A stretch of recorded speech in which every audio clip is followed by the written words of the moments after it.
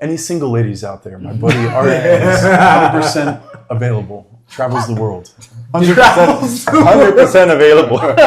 Going to Argentina tomorrow. Yeah. If you play paddle, might be a few points off, but Division 1 still, guys. I don't know. Bottom of Division 1.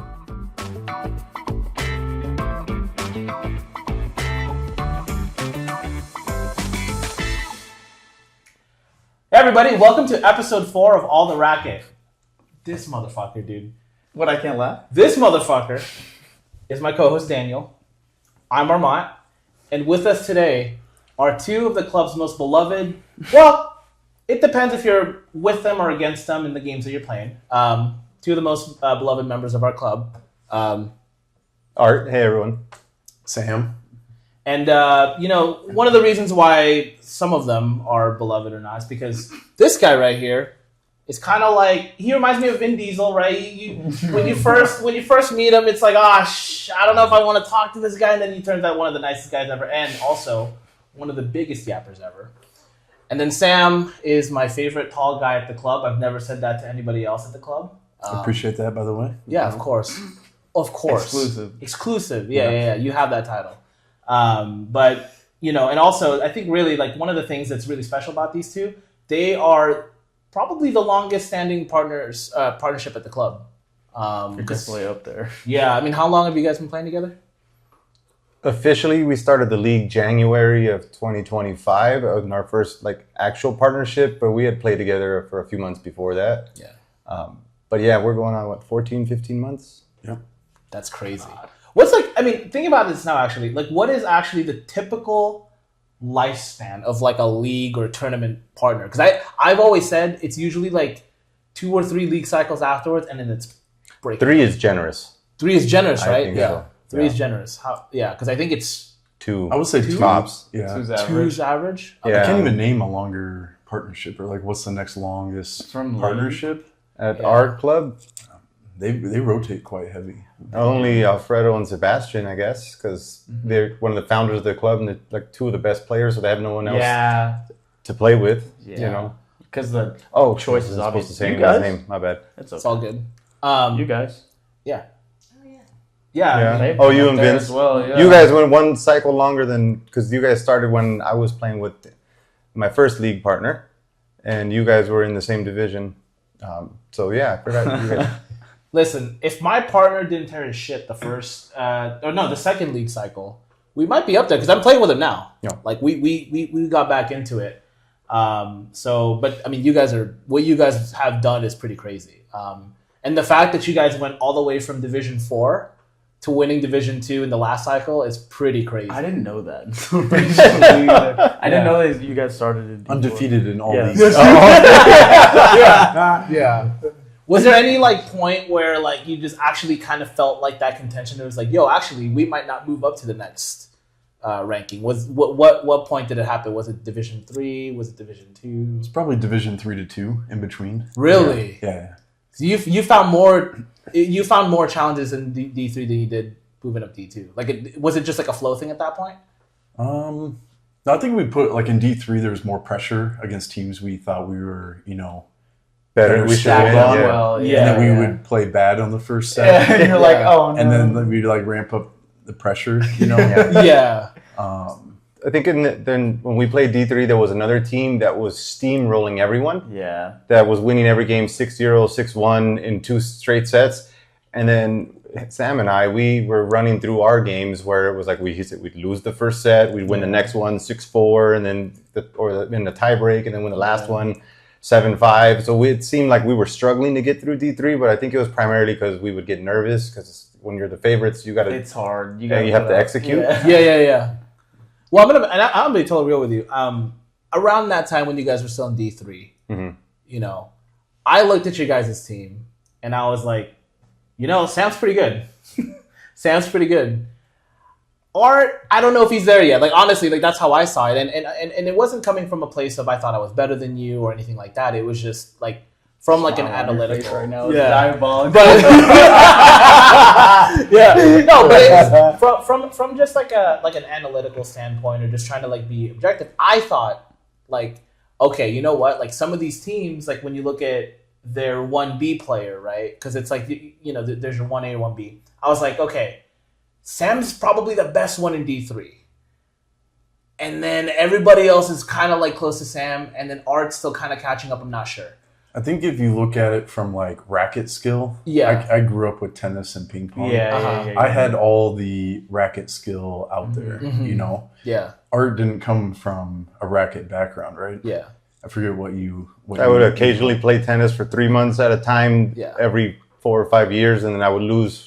Tennis is so much harder to find an opponent that I couldn't get any rhythm into it. That's why I gravitated to paddle. Yeah. Gotcha. Yeah, but when you grow up with like a racket sport, a lot of the shots come very natural. Yeah. Yeah, to get back into it. Whereas when you're joining new to You're a racket learning. sport, whether it's paddle or tennis or anything, you have to learn the shot completely. Exactly. Right. So But again, that's the thing. Like, it was never about like, because you were always a hustler. You always like played your heart out, your ass off. And by the way, like I said, like this dude right here, we 6-0'd his first partner, and then he just totally like took a dump on us. Like him, it was him. It was not his partner. It was him. So it was, like I said, it was not for a lack of respect for like how your play was. It was just, I looked at that division. I said, look, a lot of these guys have that like racket, you know, background, or just like a little bit more like they just had a sports background in general, right? And so obviously you won D3, and then even in D2, I did actually kind of still feel like, you know what, is he in D2? So I'm kind of just curious, like, how did, like, for, I guess, both of you guys, like, how did you deal with that narrative of people saying you're lucky to have Sam as your partner or else you wouldn't be here, or just you kind of, like, getting carried to where you are now? I think my natural disposition is competitive. I work in sales. I care about results and accomplishments and in a corporate environment. So everything about my life is compete, do better, grow, achieve. And in the beginning, you know, I think Sam and I gravitated together because despite me not having a racket background, it felt very natural to me to be the person to rush up to the net and to be aggressive. And, you know, in paddle, you learn that like 80% of the points are won at the net. And that's where I feel most comfortable in.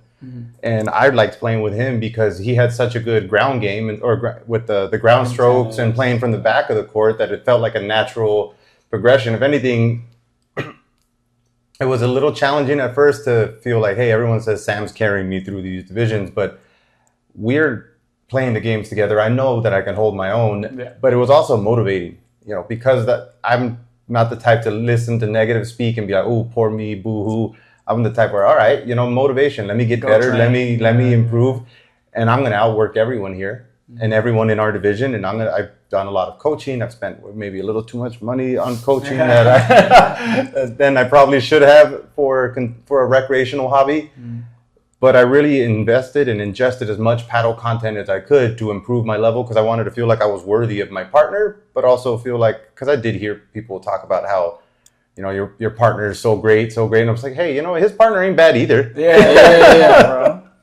So I feel like I would just work hard. And eventually got to a point where there would be games now where Sam's having a great night and I'm having an off night, but there's definitely games where I know I'm the one doing the heavy lifting and he's having an off night. And that's what makes a partnership, you know, totally. where both of you are putting in work and both of you feel comfortable that if I have an off day, it's all right. He's going to pick me up because, you know, I've seen him do it before and vice versa.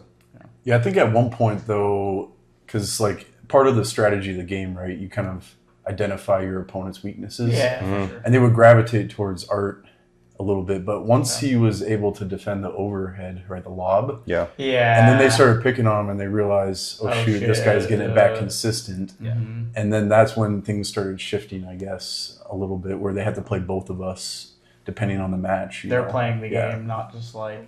Well, and then Anybody. news flash, in case anybody doesn't know Sam, he's 6'5", Yeah. so it's hard to lob. Hard to lob this guy. It's hard to lob somebody who's 6'5", versus I'm just a hair under 5'10". So the strategy was lob Art to his back shoulder Yeah, of course. because he's not as tall. Yeah. And eventually I took a few classes with a couple different coaches. I'm like, I'm getting lobbed to my back shoulder every time. I need to be able to defend it.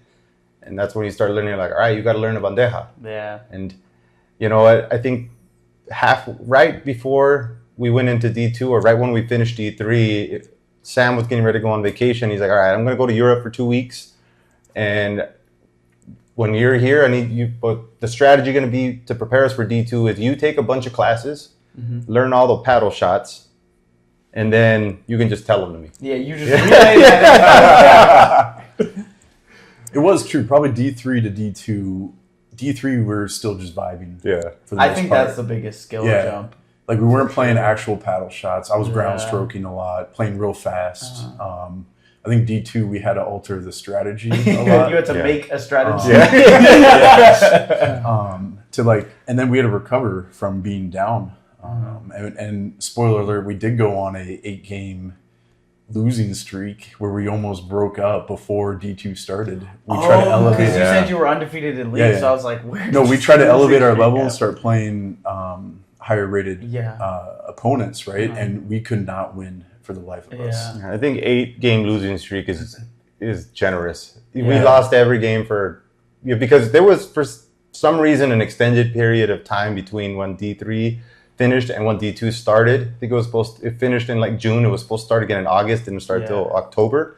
So August and September, we went through the list like, all right, let's see who's on D2 or who's in that higher level of games we don't usually play with and start challenging them. Yeah. And we were 1 or 2 games a week, consistently for 6 to 8 weeks. We lost absolutely every single game.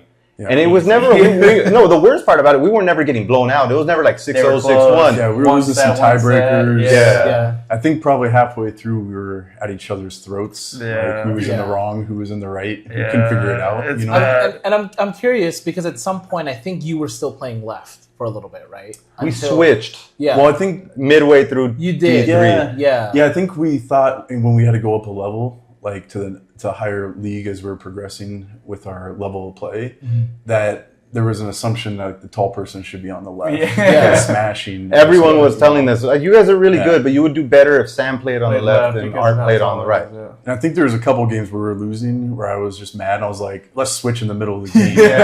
You know. No. There was one game in particular towards the tail end of that losing streak where, I mean, again, it was competitive. We lost like 7-6, and the next one we lost 6-2. And the player we were playing against, pretty athletic, was a higher level than us, at least at the time. And I think in the first match, I practiced a lot of having what we call a kick smash or the smash or por tres, whatever you want to call it, that bounces off the back wall and goes over the side gate. I think in the first 2 games, I kicked over 3 or 4, and there's nothing he can do to get those back.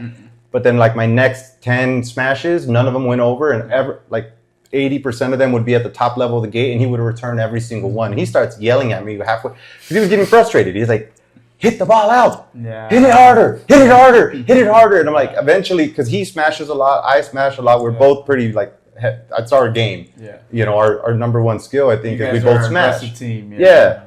And he was just mad that smash it harder. And eventually, you know, that's what he was talking about. We had to develop a strategy that eventually you get to a point where hit the ball harder and harder only gets you so far where you have to do something different. Yeah. And after we lost the 2 games and made it official, it's like, all right, I'm going to play left now.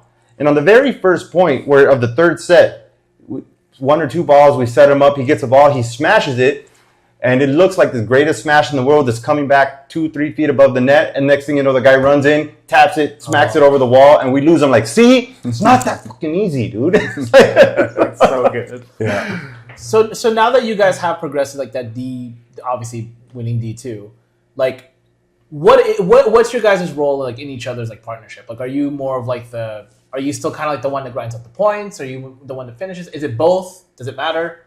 Like what's your guys' like dynamic look like now? Curious to hear your take. Yeah, I think it depends on the game. We definitely well, I mean, we can get into this, but Art schedules all the matches, right? Yeah, he's the shit talker. He'll yap in someone's ear until they finally cave to come Agree to play play us. You know, then I get to the court. He's like, "Oh, by the way, I've been talking to him all week." Okay, here we go.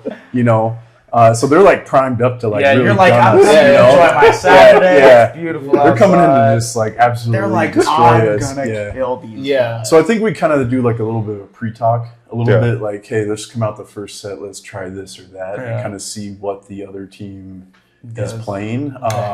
If we see an opportunity like Art said earlier, Art goes to the net a lot. I kind of play lazy a little bit. I'll stay in the back. But if we're really geared up to play a team and we know the net is winning position, which it usually is in paddle, we will get to it a lot quicker.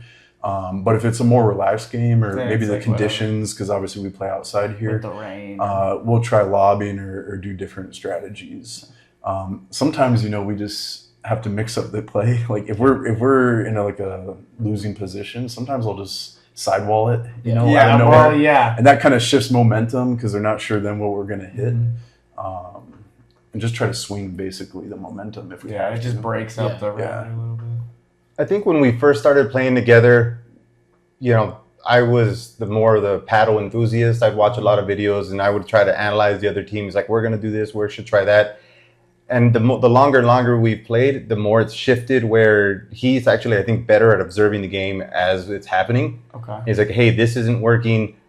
Your shot is not doing well. I'm not doing this well. They're attacking us at this area. And our in-game adjustments are better conducted by him. Okay. Yeah. I think I do a pretty good pre-game analysis, but sometimes on the fly, something's not working. Your smash isn't working. I need you to do this, or they're playing down the line a lot. There was one player who loves to play cross court into the gate a lot. So hey, stop playing down the middle because he's never gonna hit the ball there. I mean, we'll bring this up. We played Daniel, and I forget who the other day, and Daniel was on. Oh yeah.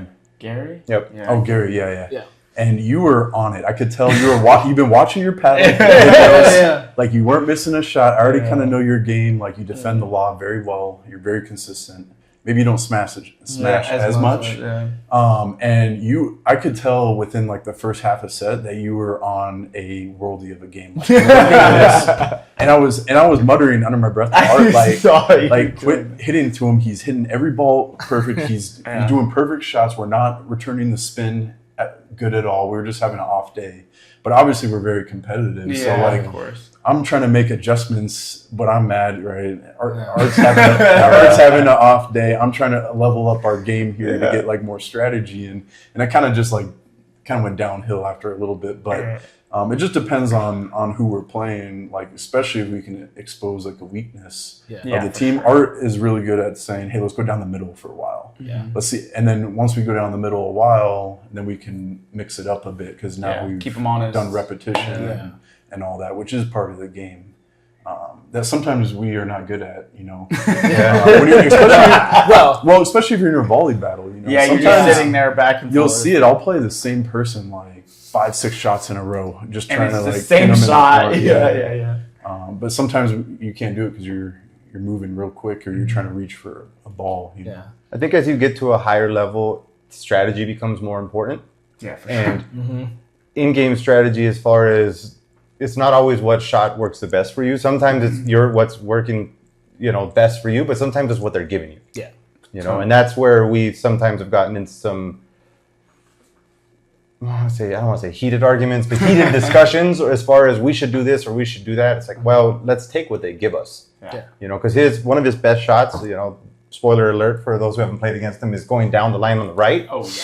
And he gets a lot of points that way. But then once you play against somebody who knows you're going to do that, it's like you have to remind them, instead of as they inch closer and closer to the fence, your area to win points is smaller and smaller and smaller. Mm-hmm. My teammate, or now ex-teammate, we'll get into that later, is he can, as the target area gets smaller and smaller and smaller, instead of changing it up, he continues to try to hit it in that smaller zone, and he needs somebody. I get it. It only looks cooler if you hit that smaller zone. But when you think big picture strategy, hitting 2 or 3 balls away from that opens that space up again. So the next time you can go down that and get those shots again. And I think that's what I bring to the table is reminding them, like, hey, you know what? Let's take what they're giving us. That way, when we do what we're good at, they score, and it's less risky. Yeah, that's one of the things, even early on, that you were really good at, like you specifically, honestly, you too.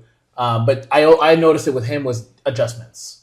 And when he blew the hell out of our game, like I said, we 6-0'd him. And how the hell did his partner 6-1, 6-2 us the next 2 sets is because you were really good at it was what a game. the turnaround was crazy. And honestly, I love this person, but that's actually why we broke up. Was that game? Like does say we break up a lot. No, been a lot of beef on the court. No, that wasn't even you though. That was his previous partner. That was the most like honestly. I think that was and people at the club will tell you like I took a break from paddle for a little bit because it was so demoralizing. I took a break from league. I took a break from tournaments because it was one of those things where like I crashed out because we were playing so well like that game before. And my partner, I think he decided, we talked to him, I was like, yeah, like let's, I know we played really good, but like, let's just play it safe, like let's lob a lot, let's like slow it down, which, like my dumb ass, like I'm like, no, let's speed it up, and especially, what, was that last year? Let's be real, like I wasn't really at that skill level where I should really be speeding it up that much yet. But it threw off my rhythm because I was like, well, if we're just playing it safe, and then we 6-0'd them, and I think they started adjusting to that. Like you guys did really well adjusting to what we were doing. And then because we weren't really like I wasn't really playing my game, I couldn't adjust back. And so it was that's one of the things that I obviously need to work on is adjustments. He knows this too. Yeah. Arizona, the first game, it was a crash out game. It was the one that I know you guys were watching that one. Yeah, I was muttering to you. I was like, you're playing good. You just have some unlucky shots. Yeah, it was tough. You were playing solid. He was playing well, yeah. It was, getting picked on, it's hard to see that. It's hard to hit 20 good shots in a row as well. But it was funny because at some point, I think it was like in the second set, we haven't, and I haven't given up on this at this point yet. But in the second set, he pulls me aside, right? He goes, hey, like when they're stacking over there, like, because he's like left-handed, like you could just shoot it down the middle and he'd be their backhand. And I was like, yeah. Good idea. That's a great idea. I was like, you didn't know wait a second. What was I doing? And we actually, in club night, I was playing with Isabel, right? And I don't know. Well, first of all, like I said, I mentioned this to you guys earlier. Like, it was one of my worst club nights. I was crashing out because you and club night, man. Club night just gets the worst out of me, man. But he takes it so seriously. No, it's the problem. I'm gonna get into this later, but worst club night ever. But so I played with Isabel, and like we were winning. Like it's not like there was no question we were gonna win that game. But it was so funny because she's like giggling and stuff, and then she goes like, "Hey, like I noticed you've been like shooting it like over to his forehand. Like he's left-handed, right?" And I was like, he's left-handed. What the fuck? But it threw me off because I'm like, well, why are you playing left and you're left-handed? That's so fucked up. It's weird. He was playing left as a lefty. Did he have a lefty on his team? No. Well, he had a club night. He had a right. Mix it up. They're both backhanding down the middle. Yeah. But it was like, so that's why I think that's why I was confused. And again, I just got done crashing out, so it's just kind of like, all right, like I'm just trying to, just calm down, get back into a zen moment, right? And you're always in your... I'll be honest, though, like, we're pretty perceptive on the court. We always forget if there's a lefty we're playing against. So we're, like, midway through the set, and we're like, oh, yeah. That guy is darn it. left. Because there's not too many to play against. No. Yeah, it's like, like, you're playing the game so fast, and it's just kind of like, you don't really notice, like, those small things. Well, maybe I don't. I feel like you notice that pretty quick. As soon as I get kills with the forehand, I'm like, that guy's lefty. But that's true though, especially if you're new. And I'm not saying you're new, but like I remember my first tournament. Yeah, I played. We won the first round, so I was probably like 2 months in, maybe playing paddle. Yeah. So we're like pretty confident. We go into the next game. 20 minutes. It was over. 20 minutes. 6-0, 6-0. That's crazy. Yeah, and I was like, I heard to my partner after. I was like, what just happened there? I didn't even, like, we didn't get like a single point. And it was like 20. The game was 20 minutes. It's supposed to take like at least an hour. A set is like a 20-minute set is fast. Sometimes it's hard when you're in the moment and you're just trying to play your shot. You gotta like slow down a bit, Hold on real quick. How long was your game? Like the total match? It was probably like 20 minutes. 20 minutes? 6-0, 6-0, yeah. Okay, that's cool. My first tournament, right? 6 minutes. 6 minutes? Wow. It was 6 minutes. You played Alfredo, yeah? No. It was the two, like, I'm not going to name who they are, but the two old guys at the club, OG, right? Okay, I know. I know one of them. No, it was 2 whole sets. We got waxed. It was bad. And the whole, my thing was, okay, actually, hold on. 6 minutes? Hold on. I have two stipulations here, real quick. Okay, so first of all, How is that possible? No, okay, hold on. It's literally not. That's why I'm like, No, it was 6 minutes. No, it was 6 minutes. Let me tell you what 6 happened. minutes. Let me tell you what happened. All right, first of all, I'm gonna be totally honest here, right? So I fucked up. No shit. Because hold on. So I got a perm that day, right? So I didn't know that you're not supposed to sweat. And, so I told my partner, I'm like, hey, by the way, like, I'm like 10 minutes away. I'm almost done with my perm, but like, I just found out I can't like get that sweaty. And it's May, right? It's May in Vegas. It's kind of rough. But I was like, I'll move. I was like, I just can't like run max speed because I was like, I don't want to risk it. I just got this thing. But second, I don't want to risk it, bro. The hair looks too good right dude, it did. The first perm was sick, all right? The first perm was sick. Second one wasn't.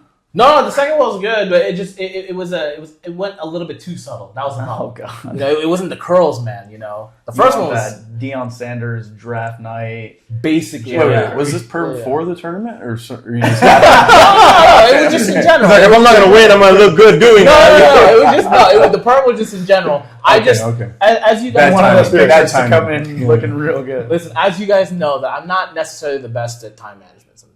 I take on too much, and that was one of those things where it was like, I don't know why I scheduled a perm appointment and a tournament the same day. Awful idea. But also, it was me and my partner who were both pretty new. And, you guys know the two old dudes, right? Like, one of them can move, like, pretty... Like, they can move normally, and then the other one, like, he has really sick shots, but he's just not as fast on the court, right? My dumbass, I was like, this would be really easy. All we got to do is lob to this guy, right? But then I just remembered, I was like... Hey, like, I don't really know how to lob yet, so you're going to have to do most of the lobbing. Let's lob this guy. I forgot I don't know how to lob. Well, like, it's not that I didn't know how to lob, because my lobs weren't very good. But I was like, no, but if So I you didn't know how to lob. Well, yeah, okay. But I was like, if I just get, I was like, I just need to lob, like, I'll just lob in general, and I was like, let's just make that guy move, and we'll just pick on him. And as you guys know, that's theoretical. That looks nice on paper. Nope, he made us pay over and over and over again. 6 minutes though, you gotta slow down. Like, the game how at does some it even? point. Yeah, are you just sprinting back to the line? No, One volley, two volleys, point. Every single time. Yeah, If Art and me go down like 4-0, we'll probably start bullshitting around at the bro, base. I'll literally just like On the put my serve. racket up to my face and like sit there and stand. And, let me drink water for like 3 minutes. dude. Yeah. You know the classic mentality of like newer players where it's like, if I hit harder, I'll play better. It's pretty much what happened there. Yeah. That's pretty That's much what why happened we- there. yeah, But it was like we went up against two tennis guys and we were hitting hard and they were volley match. and they love that so much. Yeah, but it was tough. But like I said, I think if I had known better, if I'm gonna get into a tournament, I'm not gonna get a perm, right? But also, I think not just for the sake of the other partner, but for myself, it's like it's not wise to like pair two beginner players up with like no real skill, no real knowledge of like how paddle works. Because at that point, you're just giving a charity game for everybody that's playing. Yeah. But like, I guess like when it comes to like, like looking for partners, like I think that's like something that like obviously like the club and like the community does a pretty good job of like trying to help the members like look for, hey, like I think you'd pair really well with this person. He just started out too, but like You're good. You're the partner maker, bro. I am, and hey, see, And then send them to us and we'll break them up. there you go. I think I think that's gonna be my new high is like sending people your way, because then I don't feel as bad when I broke up with my partner because of you guys. But what are like some, like, let's say you're going to, you're telling people like that are just new at paddle, or maybe they just can't stand playing with their partners. What are like green flags that you guys look for paddle partners and stuff like that? Like, is there any? I'll take this one, or should I? You can start. I don't know. You play with more people than I do. So Well, yeah, but I mean, again, it's hard because, like I said, we've been 14, 15 months. We're 2 or 3 games a week. Unless one of us is on vacation, we're playing 3 times a week exclusively as partners. Yeah. So trying to...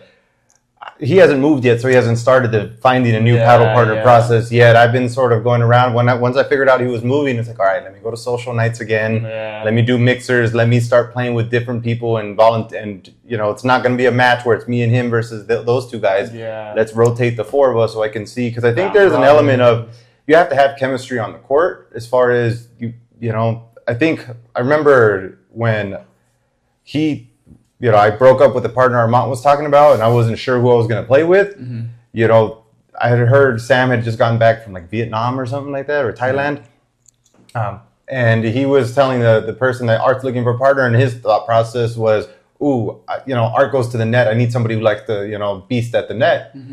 And that goes to show, like, you should look for somebody who has the strengths that maybe, he says he stays in the back a lot. I've had to really push him once we move to D3, not only to move up, but to lob. That was, So, but I knew that he had a good smash, and I knew he was good at the baseline, which I wasn't. Yeah. So finding somebody where on the court you're compatible, but there's an element of you have to like each other. It's like I said, playing together 2 or 3 times a week, every week, just about for over a year, you're going to see a lot of each other. You're going to see the best of each other, because when you're winning, it feels good. There's a lot of moments. But then there's times where how do you react to when you're both having a bad day? Yeah. Somebody had a long day at work, somebody's having something stressful at home, and you're just not on. And how can your partnership withstand somebody having a bad day? And unless you're friends, I don't think it will. Yeah, I agree with that, actually. So I think it's important to genuinely like the person and be friends. He went from my paddle partner to one of my closest friends in Vegas in a really short time-wise, but there was a lot of hours invested. Yeah, you spend so much time together with it. Yeah, sometimes I think it just takes about feeling each other out. I think after at least the first division we played, we kind of knew where we were going to stand. Like, we don't talk too much about positioning, even upper back. We don't even talk. Which is good. Like, if you can do that without talking, that's fine. We see like a shot that we feel like we could both move up, or one starts moving up, the other will follow type of deal. I don't really know if there was one thing that clicked for us, or that we just started, doing well together, and then we both kind of upped our game at the same pace, basically, and kind of like grew together into the game. Yeah, I think that's important too. Having somebody you can grow with, having somebody who's into it as much as you are. Because I tell you, in the beginning, he didn't seem like, I felt like I was the one that was way into it. Yeah. I remember this. I remember this because I started playing. We started around the same time, maybe a few months after him or before, plus or minus a couple months. And the more I played, the more I was intrigued by the sport. I started seeing things come up on Instagram, on YouTube. I started watching videos, different coaches, different players, started seeing what pro looks like. And I mean, I'm never going to hit like a 35-foot, Steph Curry 3. Yeah. But some of these smashes, I'm like, I trick myself into believing I can do it. Yeah. And then I start sharing videos with him. And I think in the beginning, when I would forward him Instagram paddle videos, he's like, what is this nonsense? Like, bro, You're like, okay, I'll scroll out of this. Yeah. And then now he's sending me just as much as I send him. And he's like, hey, I watched this YouTube video and on this tournament or this player, and this guy did good, some of this high-level stuff. Because you realize, we've both gotten a couple, at least I can speak for myself, I've gotten a couple ideas on backhand sidewalling something from watching in, but then learning how to do it from watching a pro do it. And seeing as how, because I've been motivated to get better the entire time. Partially it was because, my own thing like we talked about, partially because I see my teammate is good. But I wanted us to keep moving and moving. And I figured like, hey, Sam's going to get better, or eventually I'm going to be the one who passes him. And then when I finally saw that the light click for Sam, where he's like, all right, it's not just all ground stroking and smashing. Yeah, you probably eclipsed me at one point for a while, because you were playing actual paddle shots. I was still just vibing. Like tennis shots, and on just the paddle playing court. whatever. I couldn't get him in Division 4 or Division 3. I don't think he lobbed a single ball the entire 2 sets of divisions. Two full divisions without lobbing it ever. I just beat him at the volley game or But then our level increased, tremendously once he started lobbing. Because it was almost like, oh, you're on the left or you're on the right. It doesn't matter what. It was just Art's going to be the one who lobs, and I'll take the net. Yeah, I think there is some aspect of small talk on the court, even when I don't play with Art, or if I see our opponents. Like, there's a little bit of like small talk, and that's kind of how you feel comfortable. Yeah. The red flags I see with teams that we break up is like there's either no talking or one teammate is going in, and I've done it to Art too, where you just go in and the other teammate is like, let's just play. Standing there like, and it's just like, oh, okay. And it just nonstop, you know. Yeah. Art's the type of guy that if we're getting frustrated, he's not gonna talk, and I'm gonna be muttering under my breath the whole time, or like hitting balls after the fact because I'm mad, you know. Yeah. I'm curious because so you mentioned the whole like the move from D4 to D3, D3 to D2, right? So you mentioned lobbying, you mentioned like what were the biggest like. What was the biggest change in your guys' game to kind of like move in between divisions? Were you guys, because I know you guys have mentioned obviously like slowing down the ball. I know it's less tennis shots, right? But like, was there any mental changes or, you know, anything like that you guys can think of? Well, on the mental side, we just have to ignore unforced errors, basically. Yeah. I mean, there's games Short we memories. still, like, in one set, we'll talk after the set if we lose, and we're like, man, how many points did we just give them? Yeah. You know, let's just tighten it up. Like, just get over the net. I think we say that a lot, actually. Yeah. That's probably our number one thing we say to each other is like, hey, we've just lost a couple of games. Like, let's just get over the net. overthinking it. Yeah, get over the net. Quit thinking about it, you know? Other times, I think we started playing a lot higher strategy on the serve. I remember we just were serving willy-nilly, you know? Yeah. And then we started playing like one on the glass, one down the middle, make a move. I think that's when we started elevating our game, making the other team move. He's really good at maybe every time you serve the same guy, maybe 2 or 3 straight games, he'll serve the same direction. Yeah. Or maybe the same direction the entire set. And just out of nowhere, he decides, you know, once as the other person's getting comfortable, then he decides, all right, let me switch it up. Yeah. Yeah. He's really good at developing, like, and pointing it out. Because I sometimes get locked in. I don't have a rhyme or reason why I'm serving to the glass or to the tee or to the body. I'm just doing it. Yeah. And then he has to snap me out of it. No, like, go to the tee more and bring him in this way and then go to the glass. He's exceptional at the serving strategy. That's good. I think at higher levels, when you watch pros, it doesn't seem like the serve means a lot. But it totally, it's But it does, massive. In our it's level, like massive. you can get winners or put them in bad positions Yeah. by serve strategy. For So we will do that. I think lately we haven't been doing too much serve strategy. It's more of like positioning, lobbing, or putting them on their backhand or something. I think right now though, like we're starting to kind of get into that like sweet spot in Vegas where it's like, you know, because for a while obviously it gets a little cold, and for people that don't know, like you can't smash Balls the move shit, slower when it's cold outside. Yeah. And so now it's like I'm getting happy because I'm like, hey, like I'm starting to feel a little bit better, and it's really just because of like, you know, the heat, right? And it's like you know, you guys have also obviously like you guys played with us in Arizona, right? And then you guys have played in other. I think have you guys played in California yet, or where have you guys like played? Or is it mostly? Art's the one that Art's plays been a all lot. over the world. Yeah. I've played in 3 different clubs in London. I've played in Spain, maybe 6 clubs in Spain in 4 different cities. He's going to Argentina tomorrow. I'm going to Argentina tomorrow. I'm going to play in Ladies. Buenos Aires. And then, actually, I have played in California a couple of times recently, in Arizona. So both indoor, outdoor. It's, you know, All over the world. elevation, sea level. It's a fun game, and it helps, especially me. You know, part of the reason we get along so well. We have a lot of things in common. One of the things we have in common is we both travel a lot, and I found it, you know, similar to paddle being a very social sport here. It's social everywhere. So when I go to the club, and I just joined a random game on Playtomic in, you know, Malaga or, you know, Spain or London, I'll join a random game, and more often than not, the people I play with, it's like, hey, do you want to get a beer after? Yeah. You know, or hey, you know, you're visiting from the US, you're visiting from Vegas, you're in Spain, you're in, like, hey, where have you gone yet? Where do you want to go? And it helps kind of meet locals in a new and exciting way that isn't just, hey, let me go sit at a bar and see if I can, you know, because usually you're doing that in the day. So you still have, you know, I'm playing at 11 o'clock in the morning when I'm on vacation. And then, you know, I talk to some people, you stay a little afterwards and chat. Next thing you know, I got a list of bars or places to check out. That And they you might told be me at the going club. with them too. Like, Yeah, the indoor, outdoor, hot, cold, right? We feel it in the winter because we like to smash. So he has to remind me, ball's slow today. It's like, okay, let me just play some softer shots. I love it when he remembers, though, because I think a couple weeks ago, he made a comment to me. He's like, man, your smashes lately, you haven't been able to pop them out of the court as much. I just say that sometimes, And I'm like, I think we were playing a match where we didn't get, I think we got maybe 1 out. Yeah. It was like, it's pretty cold out, I guess. this. You know? And again, he's Mr. Humble. I think on a bad match, if you calculate between the two of us, we're getting at least 3 to 5 out between the two of us. At least, yeah.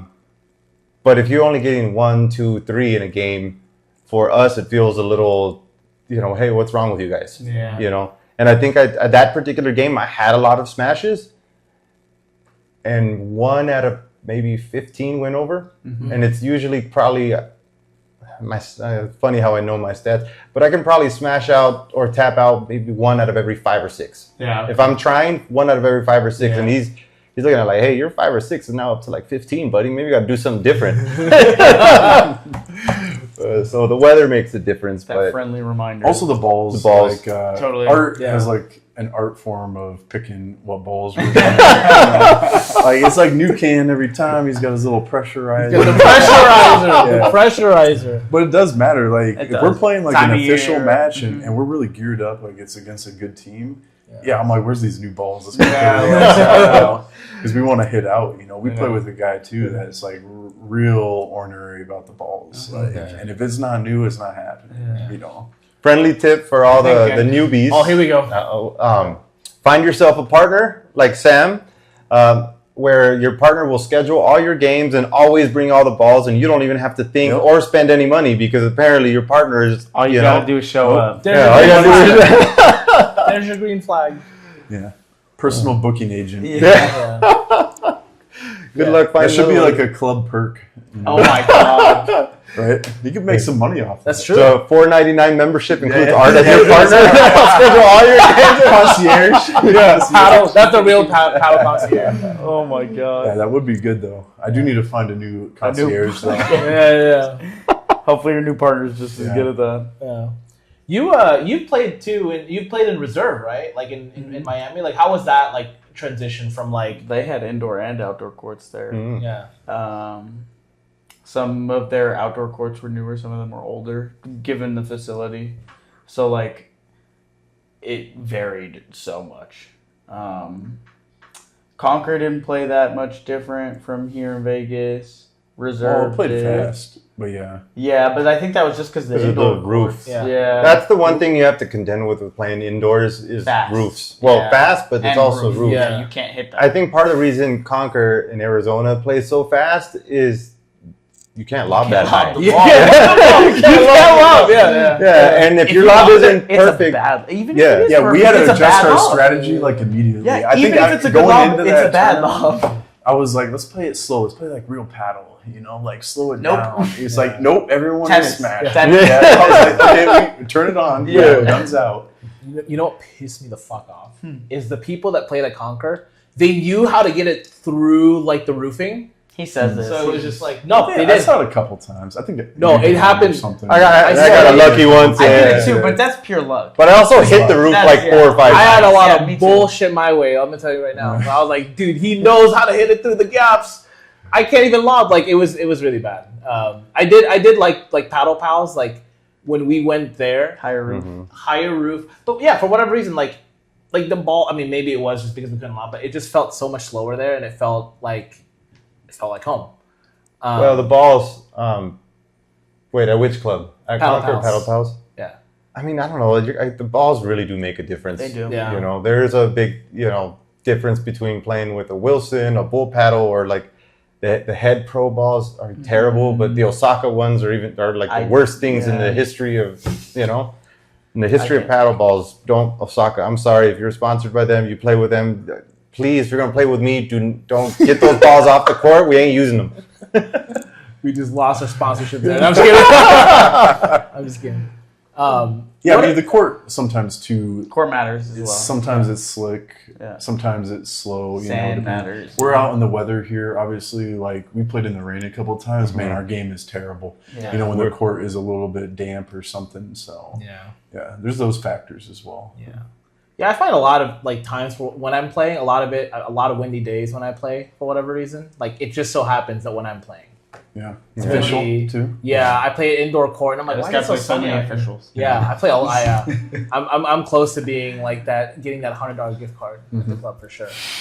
It's gonna happen one of these days, guys. It's gonna happen. Once I actually lock in, It's over. Once he locks in, guys. You only It's have to play over. like 8. Huh? How long does it take you to win a raffle? First of all, see, this is that's the BS Wow. right there. I've been at the club Wow. for what 3.5 years now, maybe 4, and I won my first Courts and Coffee raffle the other day. That's how I know that They have a raffle every like Sunday. It's 45 rigged. weekends It's out of the rigged. year. absolutely rigged. Dude, I played Yeah, my heart out. rigged. I played my heart out. Like even if I'm hungover, I will show up. I will play. You know what's not rigged? Official matches. All you have to do is play 8 and you win for the month. That's not no, true. I don't no, know. these guys- I don't not know. anymore. We've been yeah. No? Recently, man, it's been going Like crazy. 12 to 15. I didn't see No, that. no, not even that, bro. Guess how many Mike had last month? Take a In guess. February? Yeah, guess. 20? Did they announce it? 21. 21 official matches? He's playing every day. 21 official matches in 30 days. For I context, swear to God. Oh, Cedric had no, 20. it's 28 days in Yeah, it was 20 February. days in Yeah. February. And Cedric had 20. Well, Mike were they won partners? Yeah, they're partners, Oh, but so they he also snuck like, in an yeah, extra yeah. day. Wow. That's so Cedric- last year in 2025, I won the prize for most official matches Yeah. in our club 4 months out of the year. Yeah, I remember. Legitimately But he played 1/3 like of the year. 7 games. yeah, well, I'm like, yeah. But, no so one- the numbers were always between like 8 and 12.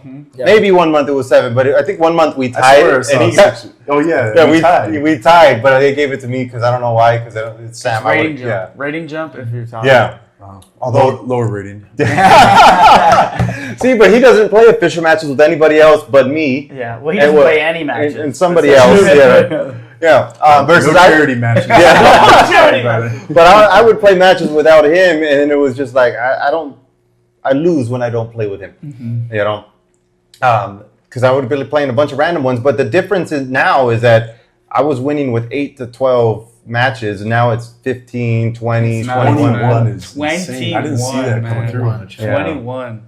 And then 2 people tied at like 14 for third. Really? Yeah, I'm not even kidding. Like it was nuts. And Cedric was gonna play another match, but because it was February, he had booked a match on the 28th for the next day Yeah. to tie This Mike. is March 1st. And it was March 1st, and he didn't get it.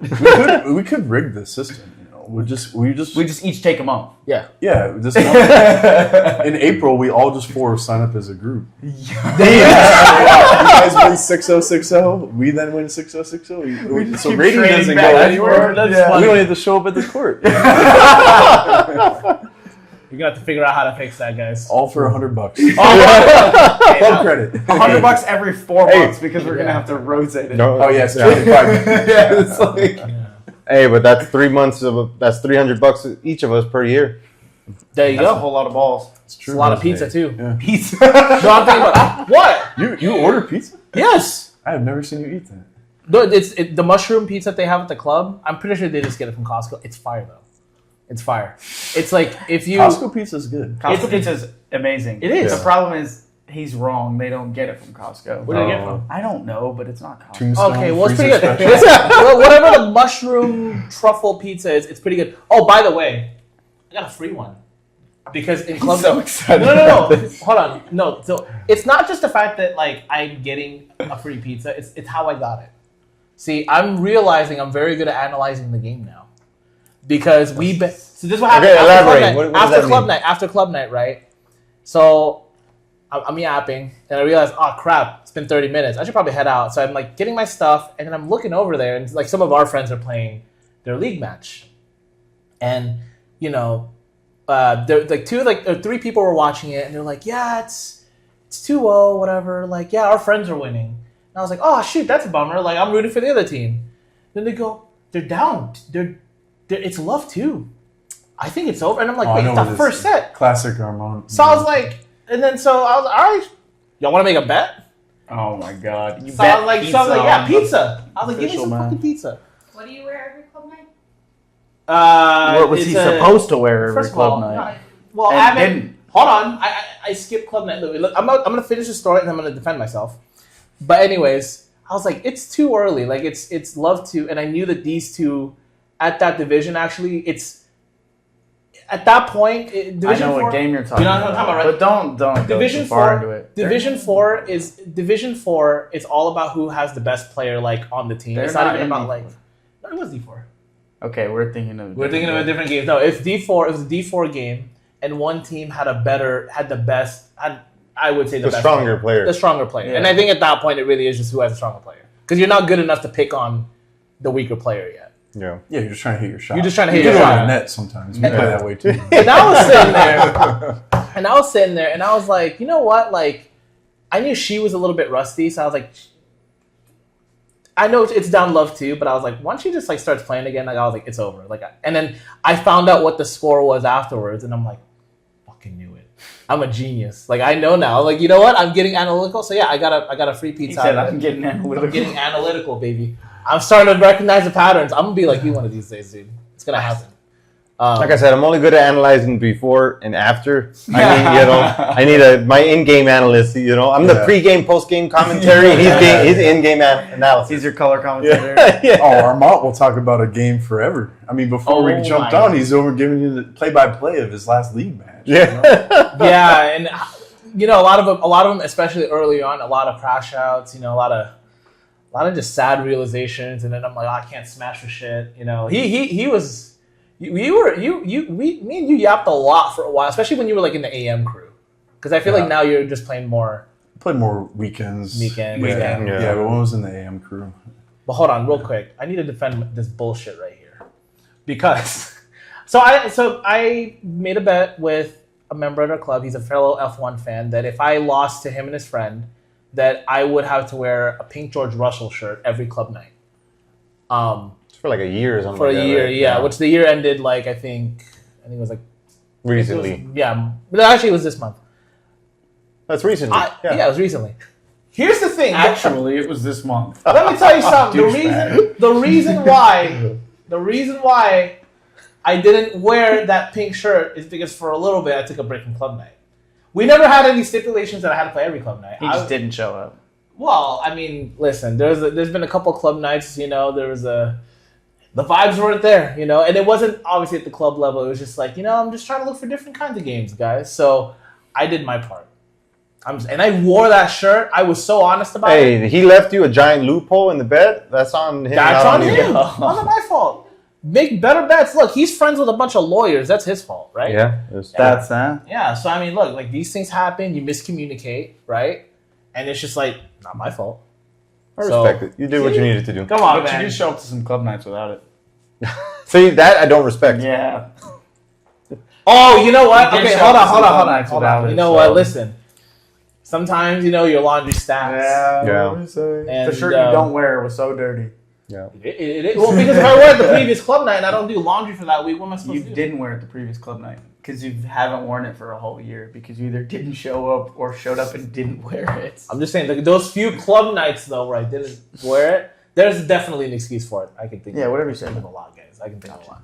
But speaking of miscommunications, what are like some like first of all, how do you guys handle like miscommunications like on and off the court? I guess like. Is it because I know you've mentioned this a little bit where you're starting to mutter stuff. Yeah, I was gonna Yeah. say. I know. Now I'm gonna tell you right now. That's not really miscommunication. That's me getting a little bit pissed off. No, but I mean, I'm saying is that? Are there times where you're muttering like "fuck art" or like are you saying like those kind of things or like? Well, I guess No, he'll tell me. Oh no, okay. yeah. Like I guess when we were moving up and like raising our level, we did have some miscommunications. Like who takes what? What's the smash? What's the shot? Yeah. Nowadays, if he jumps in front of me or I jump in front of him, it's not a big deal. Yeah, because we didn't used to switch a lot in the beginning. Now, if we get out of position, we're able to read, okay, if he's coming up and taking that ball, let me make sure I'm covering his spot. Yeah. Just in case it doesn't finish, because sometimes the levels we're playing at, it's not as easy to, even if you have the perfect ball to finish, the other guy returns it perfectly. No. Yeah.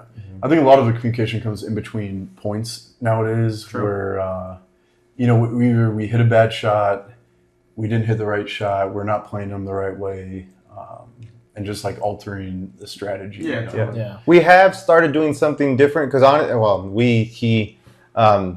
because we don't really talk a lot on the court midpoint, other than maybe voicing some frustrations. But a lot of people we caused a fight amongst partners once upon a time because one partner wanted the other partner to, hey, when I go over, I turn my back to them, I'm getting something off the glass, I need you to tell me where they are.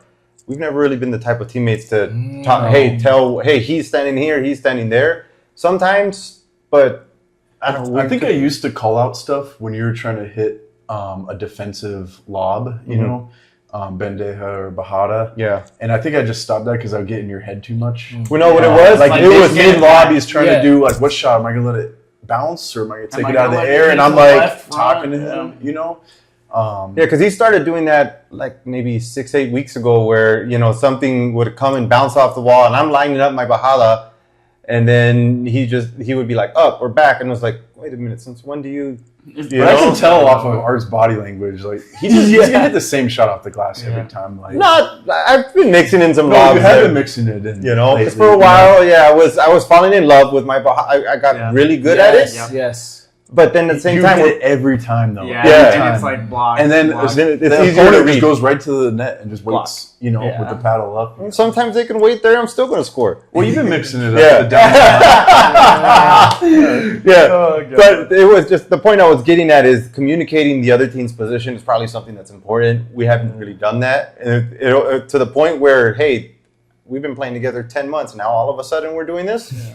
It's like, okay, let's Yeah, when we watch videos or something, but I think some teams they always hit net when they lob, no matter what. Yeah. And so like you don't really have to talk. Like Yeah. once you side talk it, like after a point or something 1 or 2 times. They're good. Yeah. Yeah, because they don't mix it up. Yeah. Sometimes I think lately we've been staying in the back.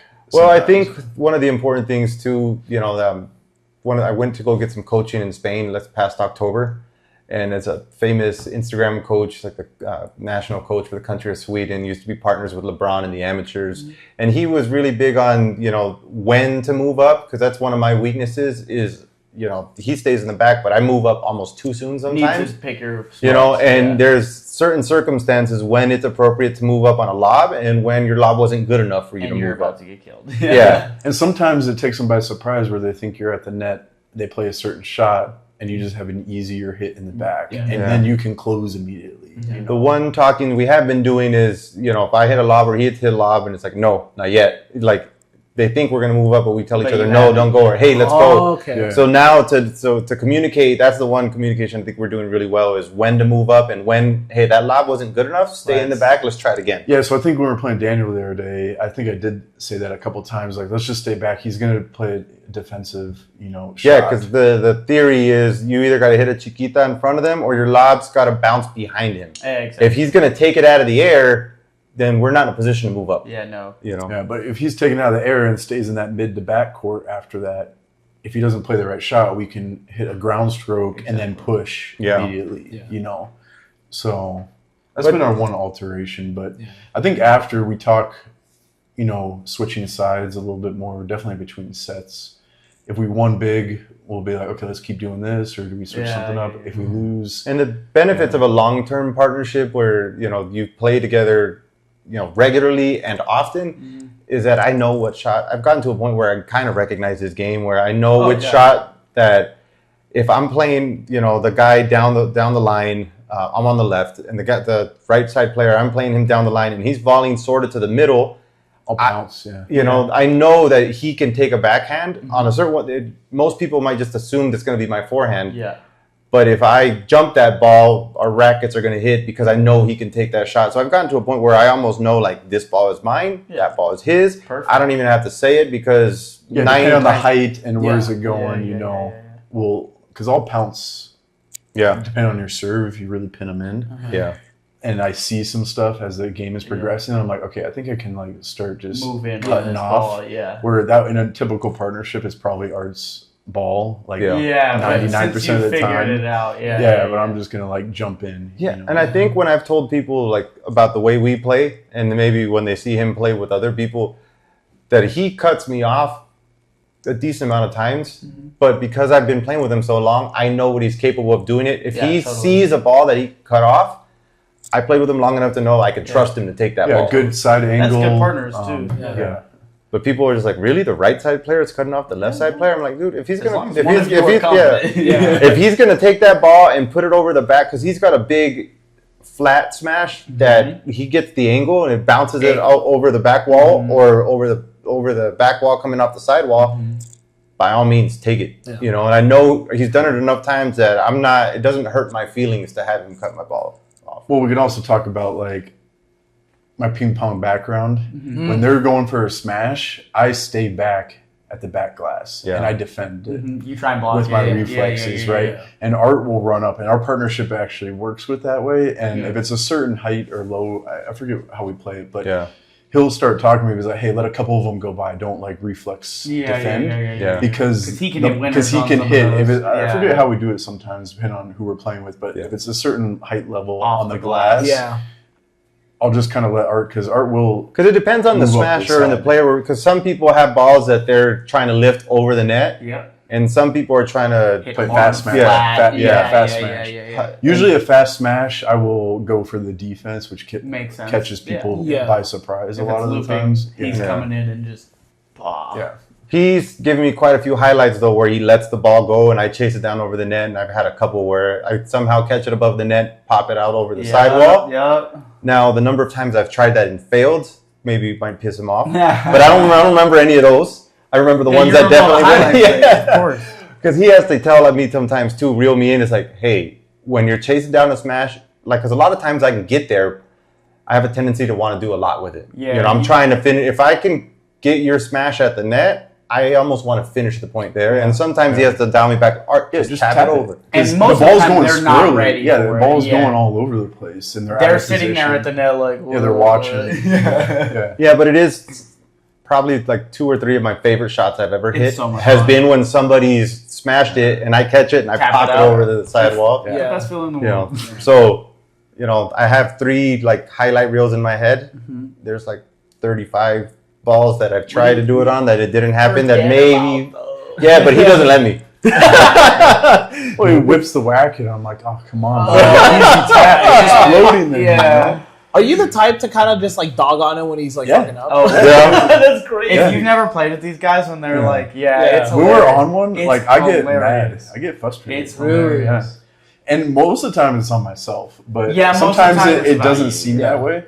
Because we're doing unforced errors a lot, or if I'm hitting in the net and like my shot's not working today, as everyone knows, sometimes you're just not playing well. I start like I'm mad at myself mainly. Of course. Come on, so easy. Like you're always talking to yourself. And it almost feels like, dude, stop showing me up. Like I promise you, if I didn't hit it in, I wasn't trying to hit it out. And sometimes it's because we're kind of different in that way. So. Your partner doesn't always need to be the same way. I think that's kind of balanced because he's super intense and gets frustrated and yells and trying to amps himself up versus I feel like if I do that, I play worse. Like you said, it's good to have both. So there's certain games where I'm like, in my head, I'm just like, stop talking to him. He's shutting down. Bitching and moaning the whole time. Yeah, but versus with him, when he messes up, he gets all mad. I'm like, it's all right, whatever, next one. Get the next one. Get the next one. Because me coaching him right then and there is like, it's not going to help. Not going to do anything. I think maybe he would prefer if I told him to, hey, come on, hit the fucking ball, do this. I told him this is like, if you come back at me at the same intensity, I will actually like simmer down a bit. It's like, okay, we both shouldn't be like. It's like, I look like that. But I've become over the past year and a half a little bit more of a rah-rah teammate. Like I come a short memory, we got this. Because I'm trying to stay calm, cool, collective myself. Because I know when I get frustrated, the errors start compounding. More, if I miss 2 balls, if I let that get in my head, next thing you know, I've missed 4 balls, 5 balls. I need. We've all been there. Well, because I played with people like that, like not just in the tournament setting, but like in any setting where it's like, if I'm messing up, right? It's like fuck, or like even like I think for me it's body language. Like it's not even like the things that you say. It's like if I see you slumping your shoulder, if I see you do this. It's like I think that's my personal. If I see someone do this when I miss a shot, like I don't know if I have the emotional maturity or the strength to just like let that go. I'm like, fuck don't play with my teammate. Yeah, at all. I don't think I do. Do I do? I don't think. No. You do have emotions. I've never seen. I will say. You have emotions. No, I don't. Sorry, dude. Not that bad, but you do have. I don't do this. I'm gonna have his back on this. I've never seen Sam do this. At least, like, you do have hand motions. Play with him long enough, you will. You slouch. You do this though, but it's mostly because like when I see you do it, and maybe I just don't watch you guys enough. I know it is you. Like you're pissed at yourself. You're not pissed at him. But 8 times out of 10. I deserve the other 20 sometimes. That's fair. Yeah, but I think like but that's like this. I'm like, fuck you. But I will say this though. The funniest Sam reaction. It's just I don't know when this started happening. We know what this is. Yeah. I think the first time I saw it was during the club championships. I'm watching these two play, and it's obviously Sam's the only white dude that's on that court, and honestly, like one of the whitest people in the club. And it's Art, obviously, who's Hispanic Latino, and he's against other Hispanic Latinos. He hits a really bad shot, and what do you say, like with your entire chest? Yeah, puta madre, man. Yeah, so good, bro. like I got that Spanglish. When did that start? I'm just curious. I don't know. I work in a warehouse environment, so a lot of Spanish speakers. Okay. I think listening to certain people at the club. I'm like, oh, that's allowed? I'm going to start cursing in Spanish. If I it say sounds English, better. I'm good. Yeah, like Spanish sounds better, honestly. It does sound less aggressive. It sounds way Yeah. less aggressive. Okay. There'll be some people we play who are mainly Spanish speaking where I'll do my like little Spanish phrases or Yeah, they always get score, Because it was just one day randomly, I still don't remember either, just one day randomly, puta madre, I'm like, oh, you copied so-and-so when you're saying that. Yeah. But then like a month later, because he keeps doing it over and over and over again, and then I started like, wait, the person we're accusing you, He's actually transformed. yeah, because that person says, chinga su madre, and you're saying puta, so you obviously didn't take it from that person. It came out of nowhere. But it's the accent for me, guys. He goes, puta madre. And I'm like, what? With Hello? a deep ass voice. Yeah. Yeah, it's so funny. Yeah. I mean, honestly, I'm going to tell you right now. So, obviously, there's this news that we've been talking about, and it's a pretty sad one. Sam's moving away. Yeah. We're not going to hear. Taking my talents to South Beach. South Not going to Miami. Yeah. I wish. Yeah. We're no longer going to hear puta madre like that, unless somebody takes up that mantle. But, yeah, so you're moving to I'm moving to Massachusetts. Mm-hmm. Yeah. the home of the worst sports fans in Yes. Yeah, he's moving to pack your car. Yeah, I think we can all agree on Yes. that. But like, I guess I kind of want to, kind of hear out both of your guys' thoughts. Like, how's that news hitting both of you? Like, are you excited? Obviously for you, like, what clubs are you already eyeing out, and have you been looking for new prospects? Yeah, I mean, it was bittersweet because I didn't have an opportunity to go to Division I, the top division of the club, right? To try to play against the top players, I have scouted out. There is multiple clubs where I'm moving, so I have scouted out a few. There's like pros and cons of a lot of them. Our club here, at least 8 courts. Yeah, You can find a nice. court pretty Yeah. much any day of the week. Maybe not between 5 and 8 p.m. if you don't schedule ahead of time like Yeah. Art does. Yeah. But the clubs out there, it's like 3 courts inside only, 2 courts inside only. There's going to be some outdoor, but how often can you play in the Northeast outside? There is a couple other racket sports, though, I want to get into. Platform tennis is like a winter one. That one looks really interesting. Kind of similar to paddle, but with like a cage. And they play it outside in the winter. But it looks pretty exclusive, so I'll try to get into that as well next year. But yeah, I haven't chose a club. I haven't even gone out there and played, to be honest. I haven't moved yet, but I think I'm going to play at all the clubs at least once or twice before I kind It of also settle kind of on depends one. what part of the city, because you haven't finalized where you're going to live No, yet, right? no, So and obviously East Coast, a lot of sprawl and traffic, so I kind of want to live close next to one of the clubs. don't let him fool you. We've been talking about this for a while. He's over here picking his house based on, Based on the 100%. 100% that's what's happening. We say paddle's a lifestyle. It's a thing. Yeah. It's a thing. Like if I live in this general area, I'll only be 5 minutes from the club, and it's like Yeah, and I know I've been moving, or I'm going to move for like a month or 2 now. And I've already got on the apps of a couple, and I look at like, what are the open games today? Like, what are the levels at? I'm just like kind of stalking. he's scouting games. He doesn't even live there. Yeah, so I was like, what tournament's going there? No. Is it a lot of it? Is it Playtomic? Is it play by point? It's actually the same as what we have. Play by point. Really? That's cool. At least the one club I'm leaning towards, but I'll go out there and play. I don't really know what the other clubs are, and then there's a new one that's about to open in a couple months. So Yeah. Does your rating carry over to? play by point. Yeah, it does. should. I signed up and everything, but I haven't looked at the rating. because I've looked at. I'm going to be in Nashville like 4 or 5 days after I get back from Buenos Aires. I'm going to Nashville for 5 or 6 days. Mr. Worldwide right now. Yeah, Mr. Worldwide. And I was because we're there for an awards ceremony my company puts on once a year, and there's a lot of food, a lot of drinking. They're gonna feed us and get us drunk the whole time. So I'm like, I need to like make sure I'm not trying to put on too many holiday pounds in March. And I was looking at some of the clubs, and the clubs that they have in Nashville, at least 2 of them are using play-by-point also. Because it seems like they have, if I want to get into a game that's a 3.0 plus with my rating from P1, I can. That's good. Yeah.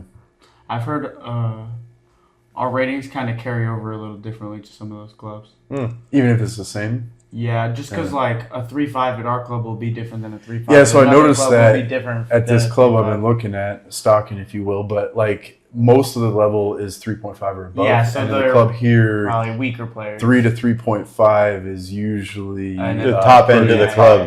Where there's a few 4s, but it's those it's are really like hard, the So we'll see what happens when we go out. I am looking for a better left side player. Taller, more good looking, and we'll play tournaments. Better You set yourself up a failure on that one, dude. Well, maybe the taller part is because I like playing right. I like playing right. So Yeah, and I think it's really rare on it. for like a tall person to play the right. Yeah. And I think a lot more righties obviously want the left side to smash. Yeah, of course. And I'm good with playing right, so it shouldn't be hard to find someone who wants a tall partner. So I'm curious. Are you like when you're looking for your next partner, the new art? I guess right. Like, what are you looking for? Are you looking for another Mr. Worldwide looking dude, or I'm looking for someone who's gonna smash happy. Smash happy. Yes. Okay. And has, no offense, Art, the net volley. Oh yeah, that tennis, over, like that tennis background. Because while I don't think I can play a D1 tournament in the States, that's like you're basically semi-pro, right? Yeah. D1. I think D2 is like where I would live. Achievable. Where you'll get up against some players, some- but you can like hold your own a bit. Yeah. What about you, Art? What are you looking for in your next? I mean, so I'm in the good position where I don't have to go start new. As far as like, hey, let me get to know everybody in the community. Let me see who doesn't. I'm staying here in Vegas, so I've kind of seen everybody play already. But I think so. The one thing I'm looking for is kind of chemistry. There's something to be said for, like I said, there's almost an unspoken thing where I know which ones are his, which ones are mine. I want to get better. I want to continue to improve it like him. I mean, the difference between him and I, the way I approach it, like probably never going to be a D1 player too, but I'm never not going to let myself believe that. Yeah, I'm going to let myself I'm going to continue to get better. No matter who I play against. I'm getting D1. It's like, damn it, if I can buy my way into enough coaching sessions. I don't know. But I think the other thing too is, because I'm experimenting now with a new partner. We'll see how long that lasts. The one thing it's almost a bittersweet, or because Sam is so aggressive that my new partner isn't as aggressive as Sam is. So sometimes I'm looking at him like, you could have jumped on that ball more, and we could have ended it there instead of just doing a regular volley on the net. Which, I mean, he's volleying better than probably Sam would, but sometimes like, I don't want you to volley. I want you to come and kill that ball. Yeah. I think Art can get the D1 because he's actually trying to play proper paddle shots. You're getting coaching. Yeah. I vibe half the time. Sometimes I'm like, turn the racket, let me hit that. It's like, I've been trying so hard to teach him a vibra. I know. I got the Chiquita Gancha down. Bandeja a little bit. Kinda. Banda. The Bandeja Vibra, yeah. But Art actually is trying to hit shots. Really appropriate. Put him at a higher level, right? Yeah. Whereas I'm capping myself because I don't do coaching. I'm out there just trying to win based off my natural ability. Athleticism. Athleticism. Racket skills. So I think for a right side player, what I'm looking for is somebody who's going to be aggressive. Yeah, because like I said, I live and breathe and wanting to finish the point. And sometimes, I want my player, my team. I've got used to my teammate finishing the point too. Yeah. It's also tougher for a left side player. Everyone wants to play left. Yeah. If you go out to the club, how many people prefer left? Yeah. One of it is most people are righties. I get it, more comfortable. But like, I've niched myself into a right position where I can pick up probably someone quicker than. But I would be willing to play right for the right person because I've done enough coaching. Like I think one of the things I heard early on from the coach Nacho Porto, the one I trained with in Spain, is that for the first 2 or 3 years, you shouldn't specialize in any one given side. Get You know, good. you should get good at the sport in general, learn both sides, and that'll open up the doors on who you can play with. So, I mean, I always said, to me, if I feel like the person on the left can smash better than I can, or has a better bajada than I do, then you can have the left. I don't feel like there's a lot of people in D2 that are a better left side player than I am. You know, so, but if I can find a partner who is better than me or who's got a better finishing shot, I think I could play a pretty good right side too. You know, I will adjust. So we'll see how it goes. He's looking for somebody with more racket. I think I'm looking for somebody who's gonna shoot deep vibras and That makes sense. you know, set you up push for net. and push net. You know, because I want the net, because as much as I like those big smashes that go over the sidewall, I like when Sam and I hit those big tap outs that go over the back wall. And you got to push net to do that. What are like some? Can you guys think of like a couple of like moments or like things that like just really defined your guys' partnership like throughout this year of playing together? Like any cool moments? Your D2 run was pretty cool. Yeah, the D2 run, the crash out 8 or 9 game losing streak. And I mean, everybody at the club knew it. Yeah. Who wants to take on Art and Sam? They're that, gonna lose. Yeah. They're definitely gonna lose. But I think, we've upped our skill level Considerably. like immensely over the last year from just kind of playing because it's a fun social game. I mean, I was doing all the social club. Yeah, I can't get him to do any social. I don't really play any of them anymore. I just want to find those like higher level matches where just coming up I'm gonna have to use my mind a bit and like strategize and play the shots. I think that's kind of where we kind of took off. I mean, undefeated in 3 leagues, moving up. That's nuts. All of them. Yeah. And there were some good players in D2 Dude, last year. There was a portion where like every D2, I want to say like week 4, every D2 team was like, no, they're undefeated, we'll beat them. Yeah. And then it just kept going another week. It just kept going another week. I think there was it only just one kept team going that another really week. got us close. I think I rolled my ankle or something, and we somehow still pulled it out. Was it Phil and Pop? No, Phil, I feel like we rolled them. Yeah, you guys pretty quick. had that game. It was the father-daughter duo. They almost took it. Yeah, that was the game where we almost. You're right. We lost the first set 6-2. Yeah. Oh, shit. We won the second. In the third, I rolled my ankle, and they were up. Yeah. And like I was barely walking after that, but I was like, whatever, we'll still play. Yeah. And I think they just made a bunch of unforced errors on us, and then I hit like That a we winner were- down the line or something. We were pressuring them. And Yeah. again, that's where maybe, like I said, to me, I felt like the reason everyone so I owe it to Sam a little bit too, because he helped me raise my level. Because everyone would always say, you know what, Art's the weaker player, we're going to pick on him. And they tried that at the beginning of the league, and it pushed me to like, all right, try me then. Not Pick on me, happening let's do it. anymore, You know, try to lob me over my shoulder, see how well that goes for you. Yeah. You know, and because of that, and because I knew I had a partner that would hold his own when they went to him, it pushed me to raise my level. And then by the end of it, to come back like, all right, you know, every single team in our division thought they had us. Yeah. And, I mean, the 8 and 9 game crash out was for a purpose, right? To win the... To raise our level, level. play higher ranked teams. I think we played a couple D1 teams in that losing streak, just so we could just get on the faster pace or whatever. Like key your eye to look for a different strategy. You know. Yeah. I mean, there was a time though we were about to break up in that 8-9 game losing. I streak. legitimately told them, I'm like, you know what? Because I don't think we talked to each other after one game. We just went Oh home. my God. Well, no, it was like, I told you there was a point where he's like, you know what? You're not being aggressive enough. You're not smashing the ball enough, or you're not hitting the ball hard enough. Yeah. It was, you know, this player who kept returning all our smashes, and then we switched. So he's like, I'm going to play left now that we lost. And the very first point, like I said earlier, they returned his smash, and like, see, it's not that easy.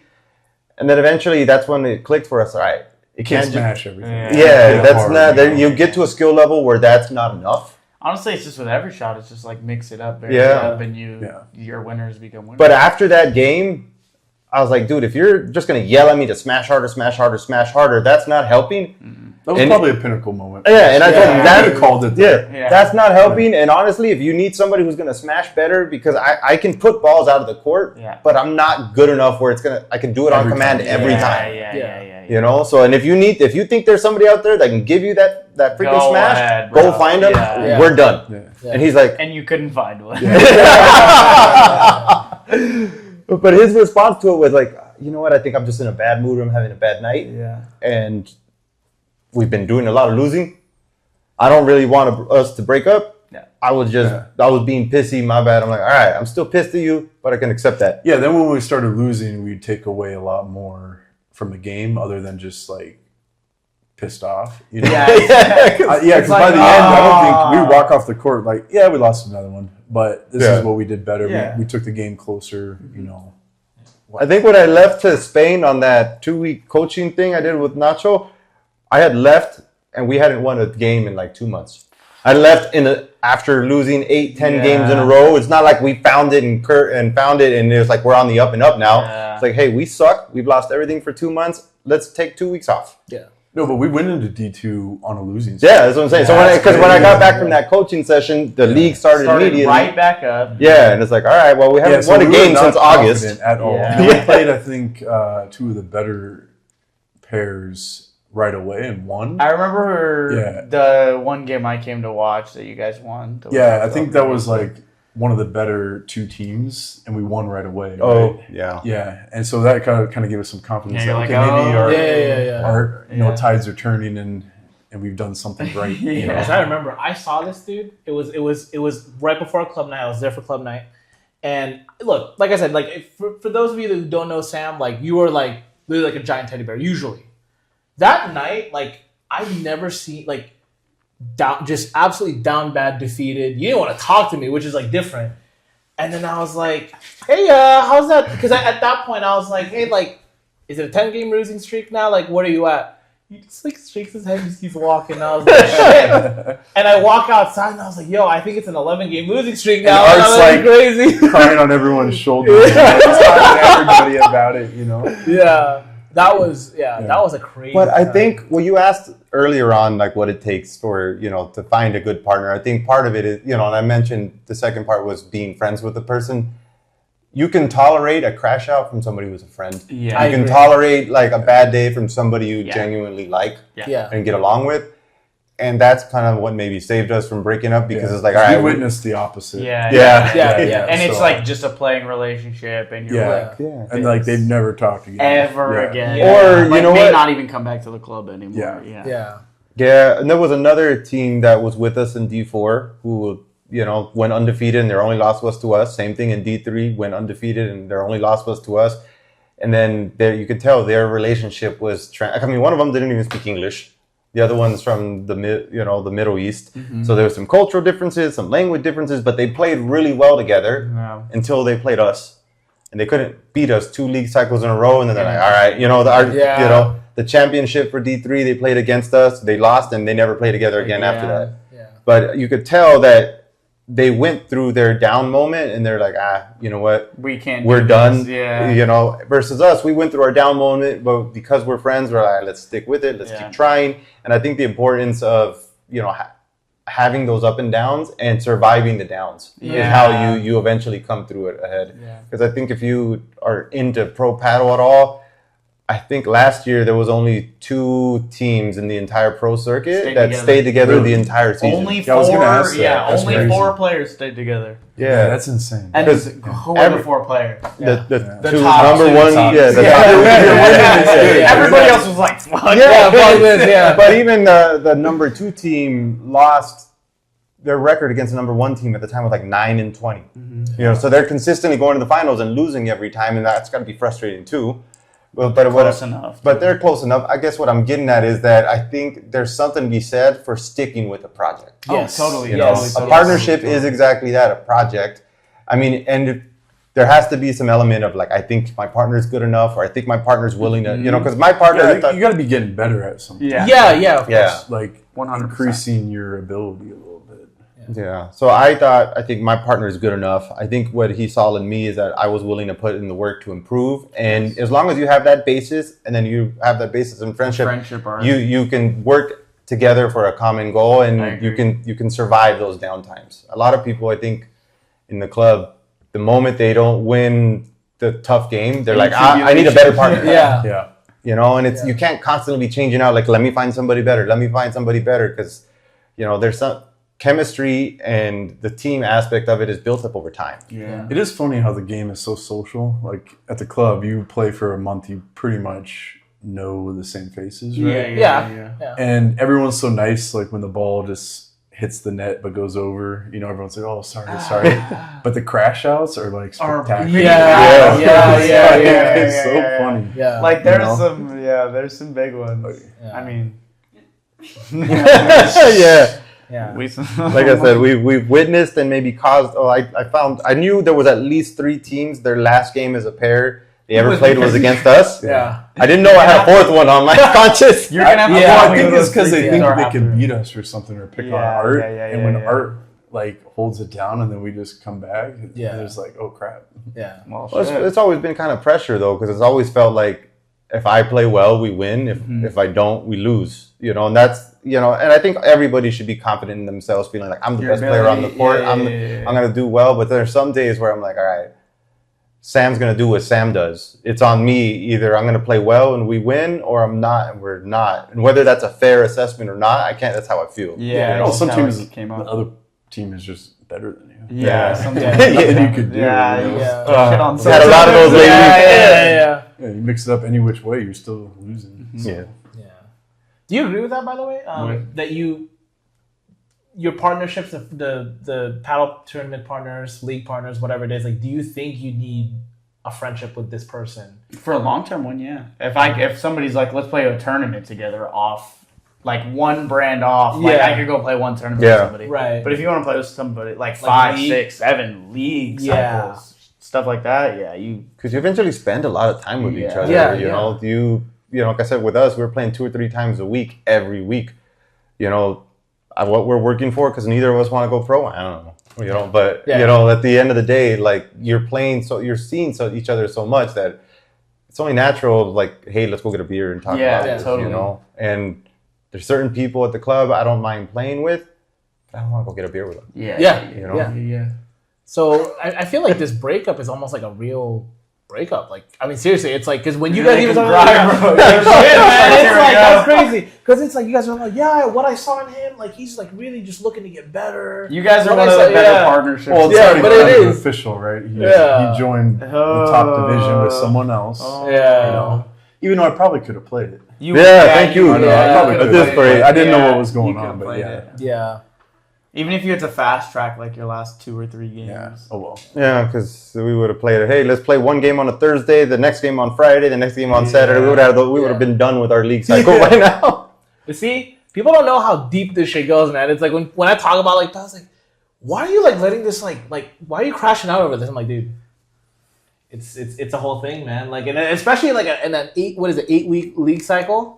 Yeah. It you're with this person for a while, and it's You're either you're locked having in. a good time, or you're crashing out, or maybe you're just somewhere in the middle and you're just vibing out there. Well, you can have a good time even if you're losing, but Depends Some on who you're people with. don't. Depends Yeah. on who you're with, because like again, like I'm gonna this is my segue into racket rant or rave.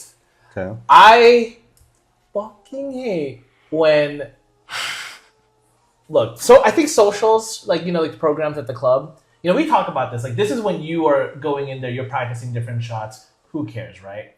I get the competitive side of things, and maybe it's because I didn't grow up playing sports. Like, I literally rotted and like played video games like most of my life. So, this is my sort of qualifier first for this. experience, But this is yeah. my first really pickleball didn't really count because I didn't get as into pickleball as I did with paddle. So this is the first I have a routine. I play multiple times every week. I'm really invested in it. I'm trying to get better. Right? If we're in a program and you're crashing out or you're getting actually upset because I'm playing bad at a social, I just think hey, get over yourself. And it's just kind of one of those things where it's I just don't think it makes a good experience, not just for me. this is the king of But club for- night crash outs, by the I'm way. just saying This because is the king of club night crash outs, I am the king of club night crash out. I will say no, because I'm look, maybe I am a gatekeeper, and maybe it's a hallway Don't monitor. put me on and that court with this guy. First of all, that's only happened once. That has only ever happened one time. And it's the same And it's one person. 20-minute game. Like Bro, you just No, because it's not just one 20-minute game. It's actually a 40-minute game. Oh, you gotta play against. Because you gotta play against them yeah, afterwards. yeah. Well, Okay. Oh, That's See? that's fair. So You that's really the think thing. of that. Yeah. So it's 40 minutes. Nice rebuttal. And so you're pissed. So I'm still pissed off at this person. And you're playing them, And so then you I'm can crash playing out against more. them. if And then I you lose lose. to that person. I'm like, fuck you. I'm like, I was so pissed off. I was so pissed off. Now listen, obviously, 20 minutes after that, I'm like, all right, we're good, right? Because it's like, it's not that deep. Sure, But in man. that 40-minute time, Doesn't sound like he's. in that he's no, over it. He's not even thinking yeah. about it. I'm thinking about it a little bit. But in that 40-minute time span, oh my god, like I want to fart on this person. I want to just like flatten all of his balls in his backpack, just totally like fuck it up. But because I'm like, man, club night's where I decompress. I just got That done with a is not lot. where you decompress, bro. You're the king of club night crash outs. It is where you decompress. Paddle. I think it's where you want to decompress. You And just you haven't don't found a way to end up decompress doing yet. it there. You're supposed to chat everybody up, you know. Hey, first of all, last club night was sick. All right, like not the one that I'm talking about, but the previous club night, peak. And in the game before that club night, peak. Then I played this one, and I was like, oh my god, I'm crashing out again, aren't I? And I crashed out. But I like I said, I think for me, it's just like, it's hard for you to tell me like don't take it too seriously when you're also taking it too seriously. That's how I see it. Yeah. You know what I'm saying? Like, because it's like if I see someone like just having a bad time because of me, I'm like, fuck, like I didn't know it was that serious. Yeah, But then- to your but then- credit, yeah, on the socials, I'm not trying to lose. It's Right. not that serious. Yeah. But I don't wanna You lose like either. losing. I don't like Yeah. losing either. But I think there comes a point where it's like if you guys are losing and you're gonna be like that, there's a sourness level of it where it's just like, all right, dude, like you need to chill out a little bit, right? That's all I'm saying. I have not played a social in maybe 6 Yeah. months. Now look, if this was like a tournament or a league, first I'm probably crashing out with this person 100%.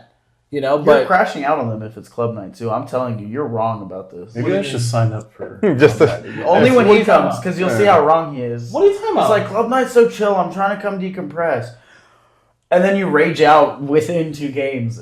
that's not true. What was the last time other than this club night that I raged out? I feel like the last 2 or 3 times I've seen No. you at club night, besides the most recent one. But you, If only you had No. like a Didn't best have friend that was the second best friend that was also here in this room that could, be a deciding judge or something. I don't know. I'm just in the back. club night crash out. Club night crash out. Doesn't Club night crash happen. out. Doesn't happen. Listen, You'll get a phone call, but like, you'll get a phone call from him, but yeah. Yeah. no, but see, post crash out's different than a during the game crash out. No, you don't during the game crash out, but you See? will come up to me after and be like, I fucking hate it. No, I won't argue against that. That's true. I will crash out after the game. I'm so mad. Right Because I'll crash out after the game, but but it's never like the other night was where I'm like visibly and like I'm making everybody else's time a miserable time. because Yeah, I'm crashing out. uncomfortable. That's different. You That's- don't want to that's- be that guy Yeah. at the social. But I will say that's social because one person was doing that for me. I was like, all right, bet. And then I did it for I was like, all right, I can't do it. But like I said, it's good now. But damn, that 40 minutes was rough. I was pissed. I was about a Kool-Aid man through the glass. But anyways, do you guys have anything you want to rant or rave about? I was curious what Daniel was going to say. Mine was kind of, I hope Chingalan start taking some titles away. You know what? The final Chingalan, for those of you who don't know, is the moniker name for Federico Chingoto and Ale Galan, who are the number 2 world paddle players on the Premier Paddle Tour, which is effectively the highest level of pros. And like I talked about, one of the only two pairs that stayed together all last year. Mm-hmm.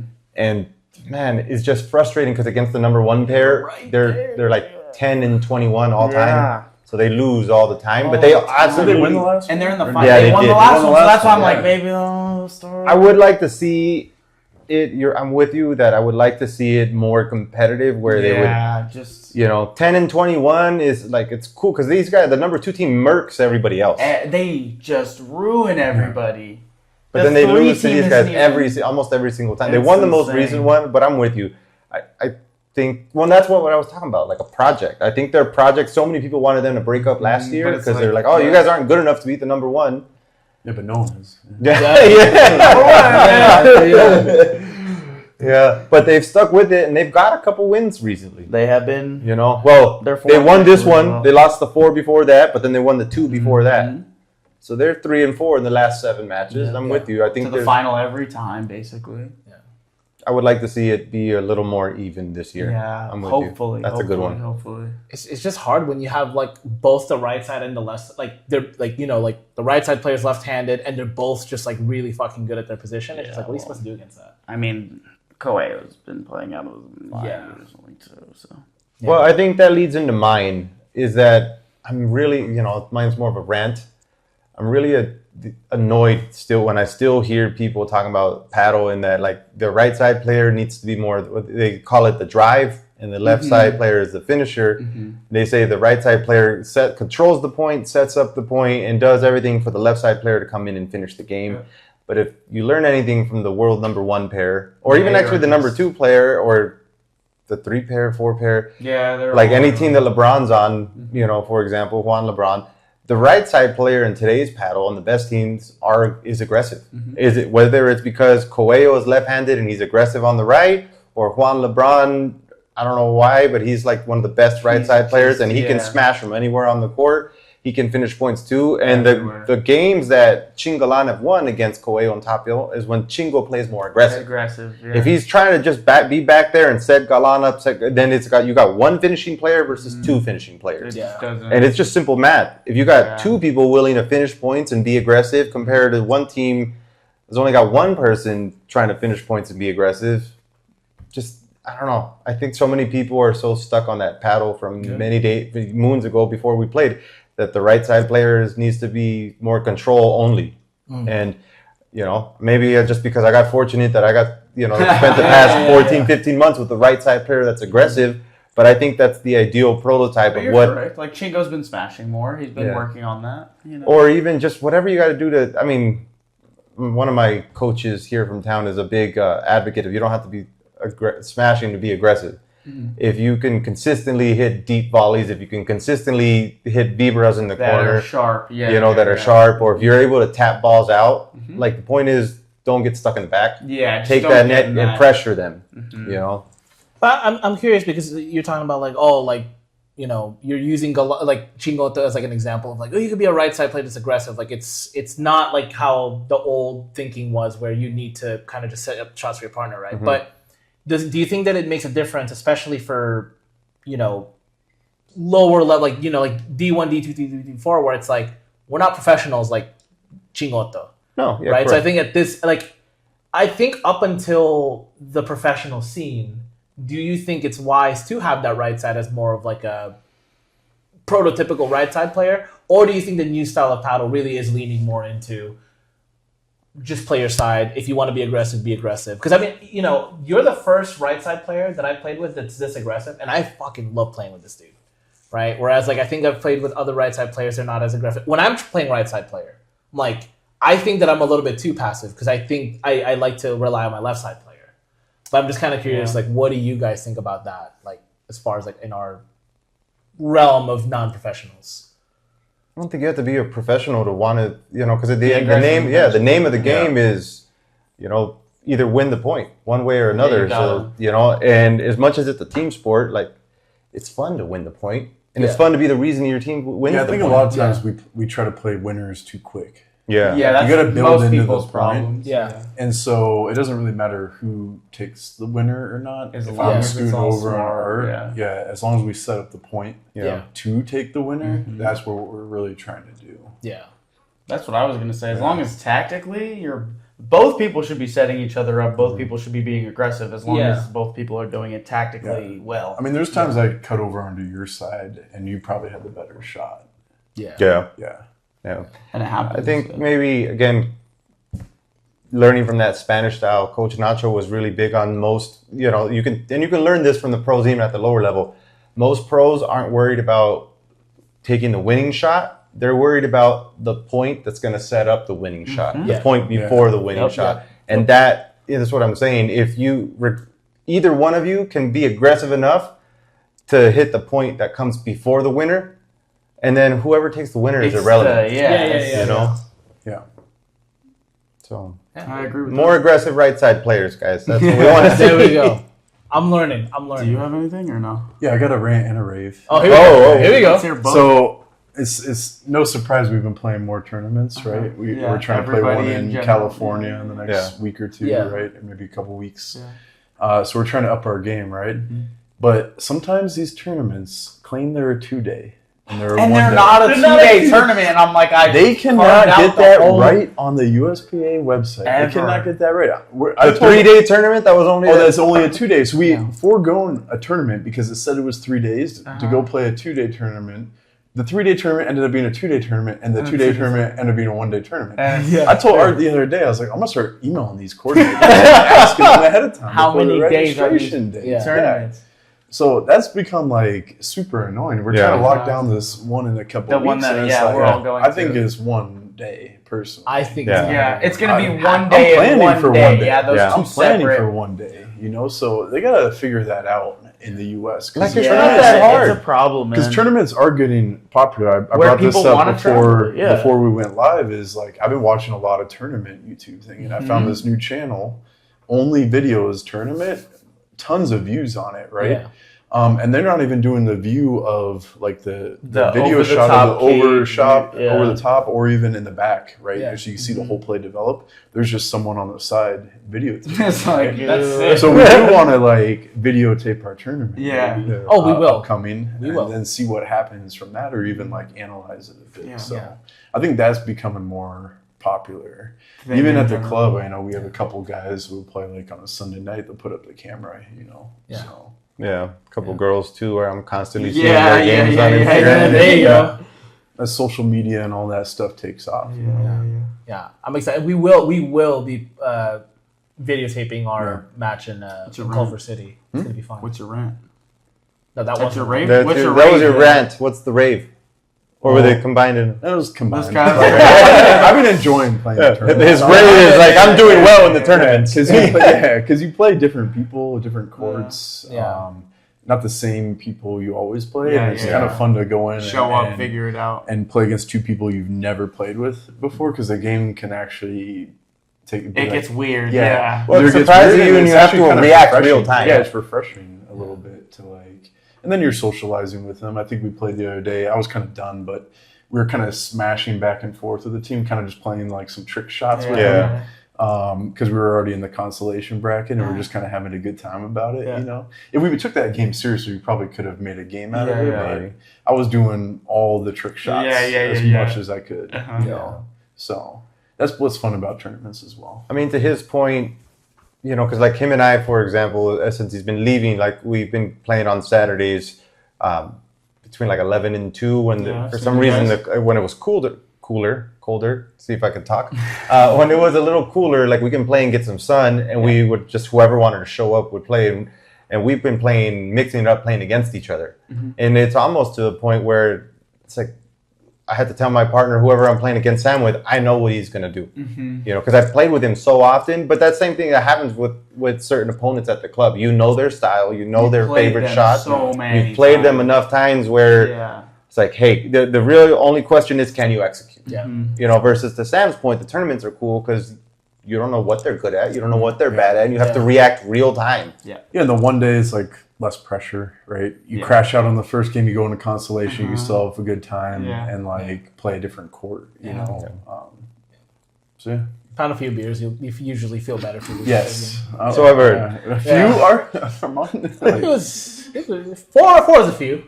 I think you had like You and I were sitting together talking. Oh, then they came around with free beer. He got a free beer, and we're like, bro, you're too far gone. It's too many. Fucking helped, didn't it? It did help. I'm gonna tell you right now, LA, they better have a bar in Padel. Yeah. If they have a bar in If Padel, they don't, you're bringing it. yeah, probably. I got some coolers. It's fine. Well, anyways, guys, this was a great episode. I think. Thank you guys for coming. We're gonna miss seeing you guys together playing at the club, but I'm sure that you guys are gonna be playing. We're gonna travel. Make some celebrity appearances. Yeah, there you go. Better, man. You better. I don't know. He's over here talking about, I'm going to maybe play the Vegas 2000 in April. Maybe I'm going to come down for that. I'm like, listen, man, you need to decide now. No, I'm not going down for it, unfortunately. You're not coming down for it? No, I can't. That's too fair. short of a time. Yeah, coming. just get out to the East Coast. Just make sense to Come, leave back. back, and go back. See, maybe I just need you guys to do podcasts more often to get him to be more decisive. Because he's been back and forth on, I'm going to do this one, I'm going to do that You one. need it on video. No, the so tournament's happening though. We're videotaping. Oh, it, we're you know. yeah. We're gonna call it like something D3 like tournament winners? Yeah. Question mark. Of course. Yeah. You know, And nice thumbnail at the beach. yeah. And you feel free to, you know, videotape my reaction depending on how well or Yeah. bad it goes. Well, you'll be at the bar. We could have a beer contest. It's just a POV Yeah. camera. Yeah. Art and me playing, and then like another camera on Armandt at the bar. Hey, listen. First of all, there's a D4 sign up, so Yeah. I'm not. We're signing doing up. D3. We're not even going D2. California's another. Yeah, beast. that's why I'm like, bro, I'm going California's nuts, D4. bro. It is California's nuts. Yeah, I'm I not think doing- I'll probably follow you guys and go into D3. Yeah, I'm going D4, baby. That's Wait, so who will you play with? Me and Tommy. Oh, Okay. nice. Yeah. Yeah. I mean, D2, we might sign up for. We're not expecting to do Yeah, well, but like but- to raise our level. Get some more points. Sometimes we want to Yeah. do that, Yeah. but maybe D3 to try to make a deep run.